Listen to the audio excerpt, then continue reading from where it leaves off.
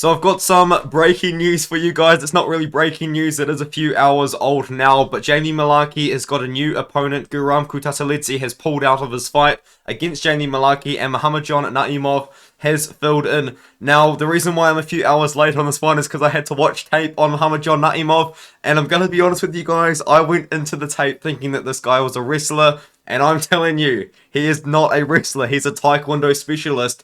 And I think this fight, honestly, will probably separate the guys that watch tape to the guys that don't watch tape. Because if you're the guys that are not watching tape, they're just going to assume that he's a wrestler. And they're just going to say he's a wrestler. And the guys that do watch tape, they're going to say that he's a Taekwondo specialist. He's a striker. Now, Muhammadjon Naimov, he does have wrestling in the back pocket, but it's not really that good, and it is kind of what he does when he's tired. It's also worth noting as well, he spent a lot of time at featherweight. You know, a lot of these recent fights have been at featherweight. I do believe he's had a couple of lightweight fights sprinkled in there, but he did fight for the featherweight title in Titan FC after he had a Dana White's Contender Series fight.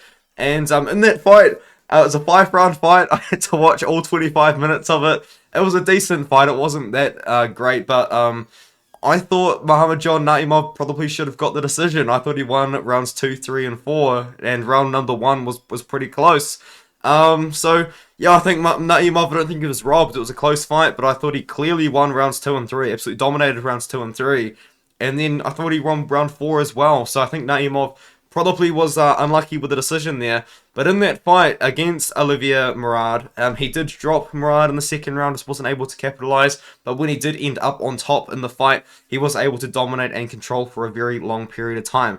Now, in his next fight, he took on this guy called Andres Ponce, who was 5-6. And this guy, Andres Ponce, was just shooting for takedowns over and over and over again. And eventually, Naimov just defended a takedown and then ended up on top and then just subbed him pretty quickly after that.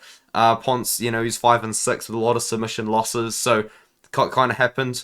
And yeah, so Naimov, he's probably going to want to strike with Jamie Mullarkey here. But I think Jamie Mullarkey, honestly, just kind of probably has the advantage almost everywhere. You know, Jamie Mullarkey was fighting Guram Kutateladze, so he was preparing for a striker. Naimov is a striker, so now he's going to get a similar matchup. And then on top of that as well, Jamie Mullarkey potentially was preparing to wrestle against Guram Kutateladze as well. And now he's got a fighter that he can probably out-wrestle and out-muscle because Naimov is smaller than him. Naimov is a 145-pounder. He's 5'9". Mullarkey is 6 foot, so he's going to be a little bit bigger than him as well. Just kind of weight classes in difference. And yeah, I do believe that Jamie Mullarkey is probably going to finish Muhammadjon Naimov in this fight. Now, Naimov is dangerous, but the problem is, being a dangerous striker like he is, he's probably a little bit too low volume. He does throw a lot of kicks. You know, he can throw a spinning kick every now and then. He can jump up for a knee every now and then, but I just think that Jamie Mullarkey, you know, he probably should be pretty safe on the feet against Naimov, and even then, if he really needs to, I could see Mullarkey taking him down as well. I don't think Mullarkey's got a finish in a while, but I do think he's probably going to find one in this fight. He's fighting a much smaller opponent, a guy that's taking him on short notice, and then on top of that as well, a somewhat similar stylistic matchup to the Guram Kutateladze fight as well. I don't know what's going on with my internet, but it is not loading Jamie Mullarkey's page. But as I said, I don't think he's got a finish in a while. He has not got a finish. His last finish was against Devontae Smith, which was a year and 7 months ago.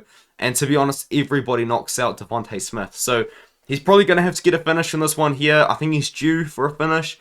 You know, he just got by Michael Johnson. I thought he lost that fight, but it was still a fun fight.